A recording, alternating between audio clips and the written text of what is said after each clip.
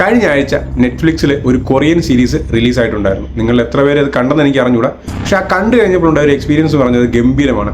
Korean cinema അല്ലെങ്കിൽ series എടുത്ത് നോക്കുകയാണെങ്കിൽ അവരുടെ ഒരു സ്റ്റോറി ടെല്ലിങ്ങിൻ്റെ ഒരു രീതി, അതുപോലെ തന്നെ അവരുടെ ഒരു മേക്കിംഗ്, അതെല്ലാം തന്നെ അതിമനോഹരമാണ്. അതുകൊണ്ട് തന്നെയാണ് നമുക്കെല്ലാവരും ഈ കൊറിയൻ സിനിമകളും സീരീസും അത്രത്തോളം പ്രിയപ്പെട്ടതാകുന്നത്.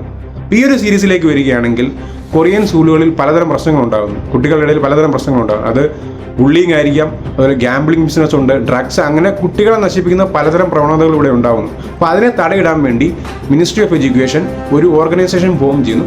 അവർ ഈ പ്രശ്നങ്ങളുണ്ടാകുന്ന സ്കൂളുകളിൽ വന്ന് അത് സോർട്ട് ഔട്ട് ചെയ്ത് കൊണ്ടുപോകുന്നു. അതങ്ങനെ ഓരോ എപ്പിസോഡിലും കൃത്യമായിട്ട് കാണിക്കുന്നുണ്ട്. ഇതിന് പുറമെ എന്തുകൊണ്ട് ഈ ഒരു ഓർഗനൈസേഷൻ വന്നു, അതിൽ പങ്കെടുക്കുന്ന വ്യക്തികൾക്ക് എന്ത് കാരണത്താലാണ് അത് വരുന്നത് എന്നുള്ളതെല്ലാം കണക്ട് ചെയ്ത് കാണിക്കുന്നുണ്ട്. അതായത് ഒരു ഫാമിലി ഇമോഷണൽ കാണിക്കുന്നുണ്ട്, ലവ് കാണിക്കുന്നുണ്ട്, റിവെഞ്ച് കാണിക്കുന്നുണ്ട്. അങ്ങനെ മനുഷ്യൻ്റെ ഒരു ഫീലിങ്സിനെ എല്ലാം തന്നെ വ്യക്തമായി കാണിക്കുന്നുണ്ട് ഓരോ എപ്പിസോഡിലും. ഇതിലെ നായകൻ എന്ന് പറയുന്നത് നമുക്കറിയാം, the gangster, the cop devil. ആ ഒരു സിനിമയിലെ നമ്മുടെ പോലീസുകാരനാണ് ഇതിലെ നായകൻ എന്ന് പറയുന്നത്. കിം ആണ് ഇതിലെ നായകൻ. അതുകൂടാതെ തന്നെ അദ്ദേഹത്തിൻ്റെ അസിസ്റ്റൻ്റായുള്ള കഥാപാത്രങ്ങളുണ്ട്.